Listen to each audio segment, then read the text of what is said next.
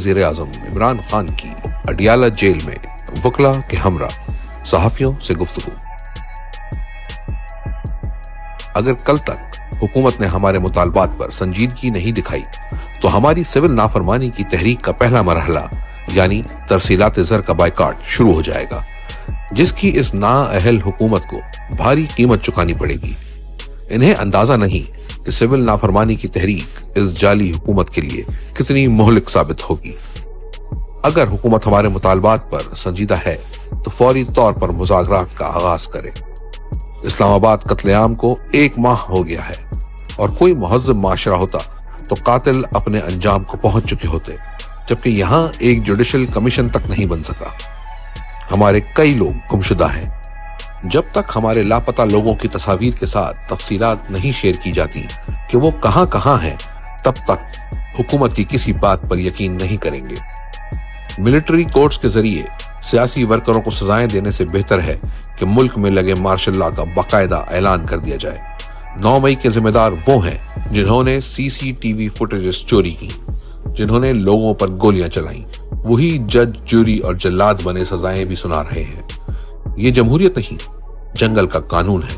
हमारा दूसरा मुतालबा 9 मई की आजादाना तहकीकात है, जिसके लिए हम बारहा सुप्रीम कोर्ट से भी मुतालबा कर चुके हैं। 9 मई को भी हमारे 2 दर्जन से जायद कारकुनान को गोलियां बरसाकर कत्ल कर दिया गया था। 15 की तफसीलात हमने पब्लिक की। मजीद बरा हमारे सैकड़ों कारकुनान को इस दिन गोलियां मारी गई थी।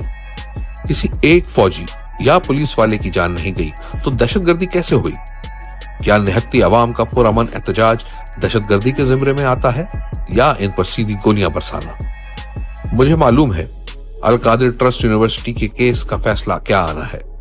यहाँ सारे फैसले पहले से लिख कर आते हैं। मेरे खिलाफ अडियाला जेल में 3 फैसले सुनाए गए।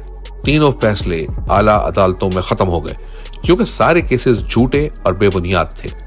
हुकूमत की गैर संजीदगी से मेरा नहीं, मुल्क का नुकसान हो रहा है।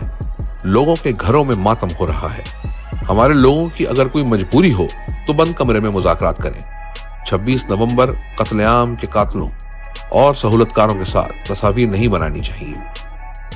हमारे जो लोग गिरफ्तार किए गए हैं, इन्हें सख्त सर्दी में अटक जेल में तंबुओं में रखा गया है, जो कि ना सिर्फ कानून बल्कि इंसानियत के भी खिलाफ है। हमारे ILF वकला की टीम्स मजीद मुतहर्रिक होकर इनको रिलीफ दिलवाएं। हमें उम्मीद थी कि काजी फाइज ईसा के जाने के बाद हमें सुप्रीम कोर्ट से इंसाफ मिलेगा, लेकिन माफिया ने मेंबरान पार्लियामेंट के अगवा के जरिए आईन में तरमीम करके अदलिया पर कब्जा कर लिया और अब अदलिया को सियासी इंतकामी कार्रवाई के लिए इस्तेमाल किया जा रहा है। पाकिस्तान सिर्फ सरमायाकारी से बच सकता है, लेकिन पाकिस्तान में इस वक्त कानून की हुक्मरानी ना होने की वजह से कोई सरमायाकारी करने को तैयार नहीं और दिन ब दिन हालात बदतर होते जा रहे हैं। मुल्की मफाद, शख्सी अना और एक्सटेंशन की भेंट चढ़ रहा है। हालात की बेहतरी का सिर्फ एक ही जरिया है कि इक्तदार अवाम की नुमाइंदा जमात को सौंपा जाए ताकि सियासी और नतीजतन माशी इस्तेकाम की राह हमवार की जा सके। वज़ीर आज़म इमरान खान की अडियाला जेल में वकला के हमरा सहाफियों से गुफ्तगू। अगर कल तक हुकूमत ने हमारे मुतालबात पर संजीदगी नहीं दिखाई तो हमारी सिविल नाफरमानी की तहरीक का पहला मरहला यानी तरसीलात ज़र का बायकाट शुरू हो जाएगा, जिसकी इस नाअहल हुकूमत को भारी कीमत चुकानी पड़ेगी। इन्हें अंदाजा नहीं कि सिविल नाफरमानी की तहरीक इस जाली हुकूमत के लिए कितनी मुहलिक साबित होगी। अगर हुकूमत हमारे मुतालबात पर संजीदा है तो फौरी तौर पर मुज़ाकरात का आगाज करे। इस्लामाबाद कत्लेआम को 1 माह हो गया है और कोई मुहज़्ज़ब माशरा होता तो कातिल अपने अंजाम को पहुंच चुके होते, जबकि यहां एक जुडिशल कमीशन तक नहीं बन सका। हमारे कई लोग गुमशुदा हैं।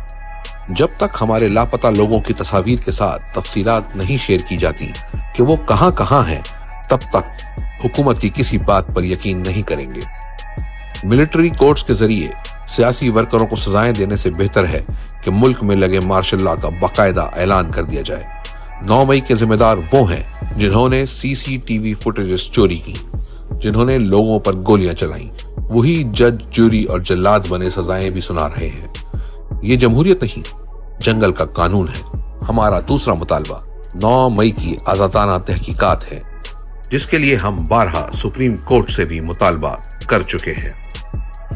9 मई को भी हमारे 2 दर्जन से जायद कारकुनान को गोलियां बरसाकर कत्ल कर दिया गया था। 15 की तफसीलात हमने पब्लिक की। मजीद बरा हमारे सैकड़ों कारकुनान को इस दिन गोलियां मारी गई थी। किसी एक फौजी या पुलिस वाले की जान नहीं गई तो दहशतगर्दी कैसे हुई? क्या निहत्ती अवाम का पुरअमन एहतजाज दहशतगर्दी के जिम्मे में आता है या इन पर सीधी गोलियां बरसाना? मुझे मालूम है अल कादिर ट्रस्ट यूनिवर्सिटी के केस का फैसला क्या आना है। यहाँ सारे फैसले पहले से लिख कर आते हैं। मेरे खिलाफ अडियाला जेल में 3 फैसले सुनाए गए। तीनों फैसले आला अदालतों में खत्म हो गए क्योंकि सारे केसेस झूठे और बेबुनियाद थे। हुकूमत की गैर संजीदगी से मेरा नहीं, मुल्क का नुकसान हो रहा है। लोगों के घरों में मातम हो रहा है। हमारे लोगों की अगर कोई मजबूरी हो तो बंद कमरे में मुज़ाकरात करें। 26 नवंबर कत्लेआम के कातलों और सहूलतकारों के साथ तस्वीर नहीं बनानी चाहिए। हमारे जो लोग गिरफ्तार किए गए हैं, इन्हें सख्त सर्दी में अटक जेल में तंबुओं में रखा गया है, जो कि ना सिर्फ कानून बल्कि इंसानियत के भी खिलाफ है। हमारे ILF वकला की टीम्स मजीद मुतहर्रिक होकर इनको रिलीफ दिलवाएं।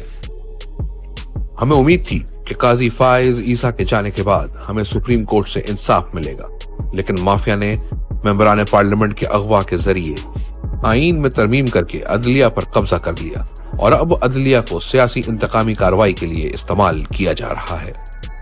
पाकिस्तान सिर्फ सरमायाकारी से बच सकता है, लेकिन पाकिस्तान में इस वक्त कानून की हुक्मरानी ना होने की वजह से कोई सरमायाकारी करने को तैयार नहीं और दिन ब दिन हालात बदतर होते जा रहे हैं। मुल्की मफाद, शख्सी अना और एक्सटेंशन की भेंट चढ़ रहा है।